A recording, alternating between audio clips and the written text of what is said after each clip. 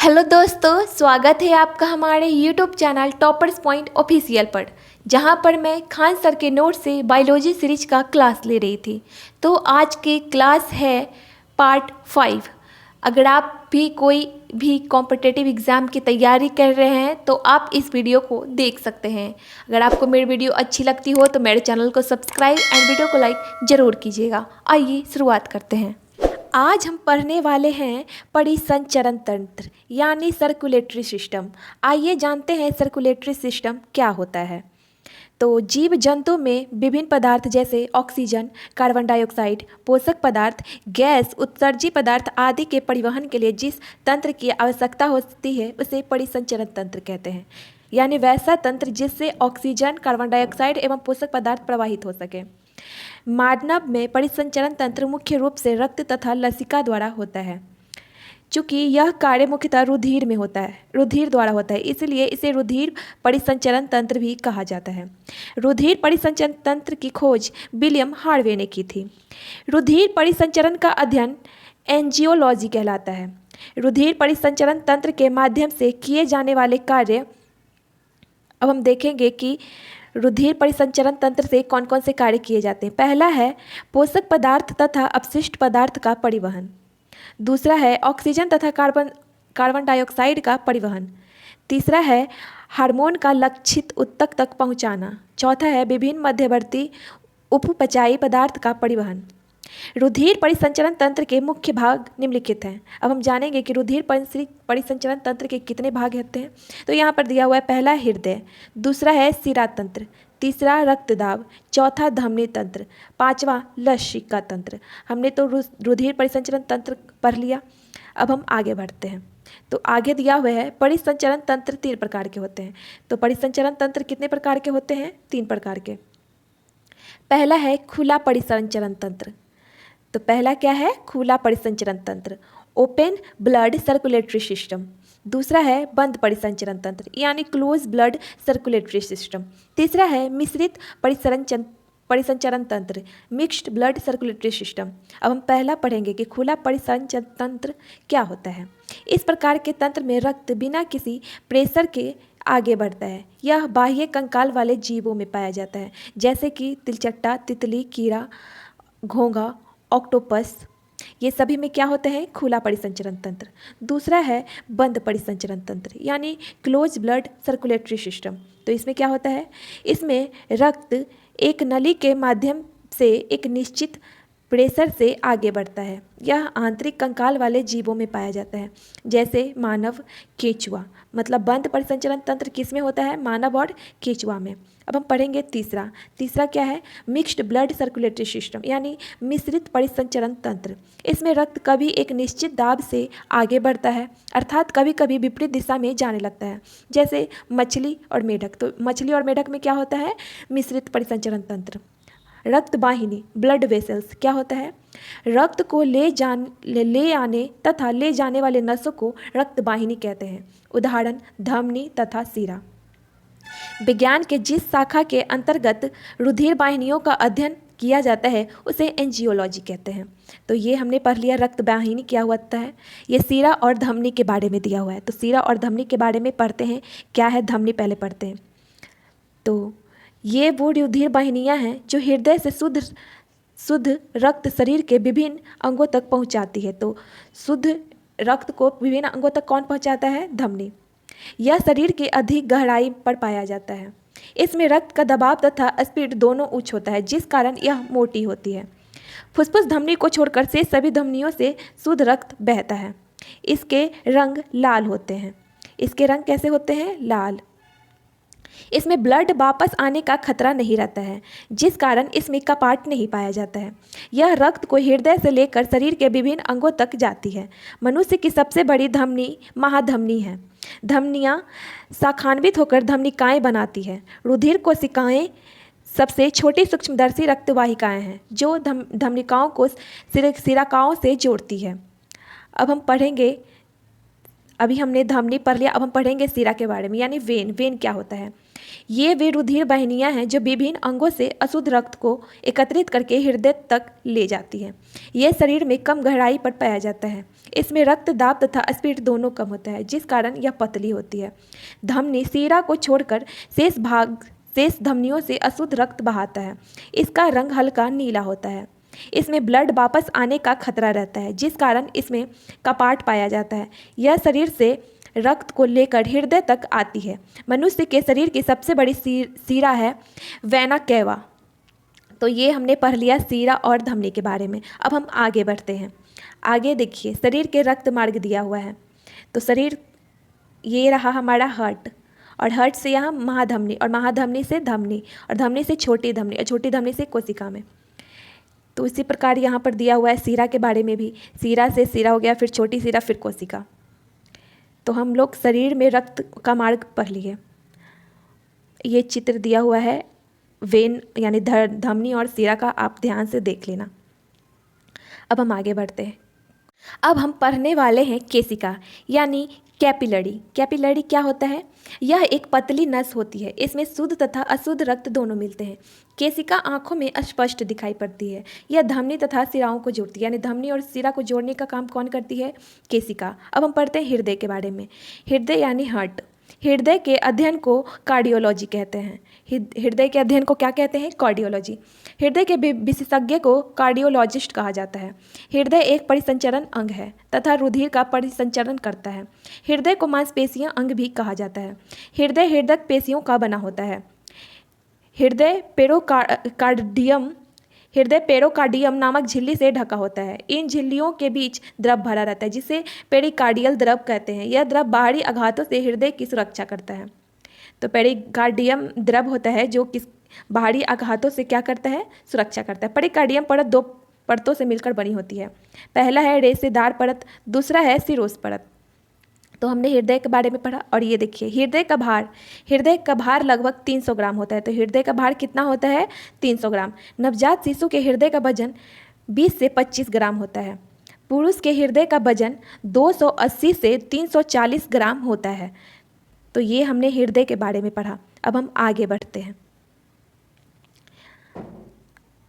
महिला के हृदय का वजन 230 से 280 ग्राम होता है। हृदय का आकार शंकु आकार का होता है। यह वक्ष गुहा में हल्का बाईं ओर तथा हृदय का पंपिंग अंग है।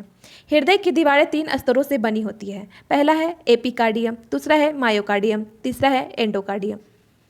अब हम पढ़ेंगे कि एपिकार्डियम स्तर में हृदय पेशियां पाई जाती है, जो रचना में ऐच्छिक पेशियों के समान जबकि कार्यविधि में अनैच्छिक पेशियों के समान होती हैं। हृदय पेशियां तेजी से संकुचित होती है तथा कभी थकती नहीं है। तो ये देखिए, ये हमारा हृदय का चित्र दिया हुआ है, आप इसको ध्यान से देख लेना। ये अग्र महाशिरा, ये महाधमनी रहा, ये है पेल्मोनरी शिरा, ये दायां अलिंद है, ये पेल्मोनरी बाल्वा है, ये त्रिकोपाटीय वल्व है, दायां नीले पश्चिम महाशिरा और पाल्मोनरी शिरा, बायां अलिंद मिंट्रल महाधमनी वल्व ये रहा, और ये रहा बायां नीले। तो ये आप हृदय का चित्र ध्यान से देख लेना। अब हम पढ़ेंगे हृदय कोष्ठक यानी कि हार्ट चेम्बर। हार्ट चेम्बर क्या होता है? तो हृदय के अंदर पाए जाने वाले गुहा खाली स्थान को चेम्बर कहते हैं। मानव के हृदय में 4 चेम्बर होते हैं, जिनमें से ऊपर के दोनों चेम्बर छोटे तथा नीचे के दोनों चेम्बर बड़े होते हैं। सबसे बड़ा सबसे मजबूत चेम्बर बायां नीले होता है। सबसे बड़ा और सबसे मजबूत कौन सा चेम्बर होता है? बायां नीला। वह मांसपेशियां जो हमारे हृदय को 4 भागों में बांटती है उसे सेप्टम मांसपेशी कहते हैं। अब हम पढ़ेंगे अलिंद। अलिंद क्या होता है? यह हृदय का ऊपरी भाग होता है। शरीर से रक्त अलिंद के माध्यम से हृदय में प्रवेश करता है।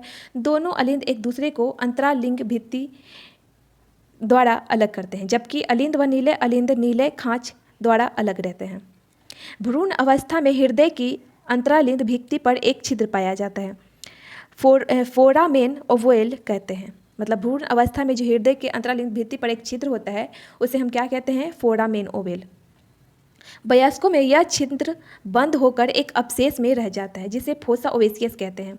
कुछ शिशुओं में यह छिद्र जन्म के बाद भी पूर्णतः बंद नहीं होता, जिससे शुद्ध व अशुद्ध रक्त आपस में मिलते रहता है। ऐसे शिशुओं को ब्लू बेबी कहा जाता है। इन शिशुओं का जीवन काल अधिक नहीं होता है। अब हम पढ़ेंगे नीले। नीले क्या होता है? यह हृदय का निचला भाग होता है। यह रक्त को पंप करता है, जिससे रक्त पूरे शरीर में फैल जाता है। मछली के हृदय में केवल 2 चेम्बर पाए जाते हैं, तो मनुष्य में 4 और मछली में 2। अब हम पढ़ेंगे उभयचर। उभयचर क्या होता है? इनमें 3 चैम्बर हृदय पाया जाता है। मतलब जो भी उभयचर हैं उसमें कितने चैम्बर होते हैं? 3 चैम्बर। उदाहरण में मेढक, सरीसृप यानी छिपकली, रेंगने वाला। तो यहाँ पर ये दिया हुआ है, आप चित्र को देख लेना ध्यान से। मगरमच्छ। मगरमच्छ तथा घड़ियाल सरीसृप हैं, किंतु इनका हृदय 4 चैम्बर वाला होता है।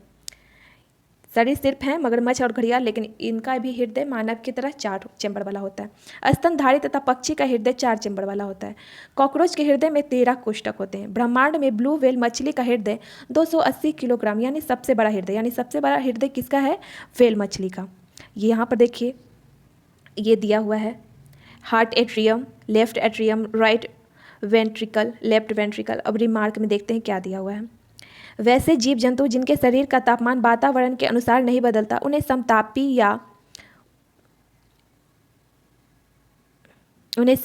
या उष्णकटिल जंतु कहा जाता है। इस प्रकार के जंतुओं का हृदय 4 चैम्बर वाला होता है। उदाहरण पक्षी, स्तनधारी या मनुष्य। हृदय के अंदर का रक्त मार्ग।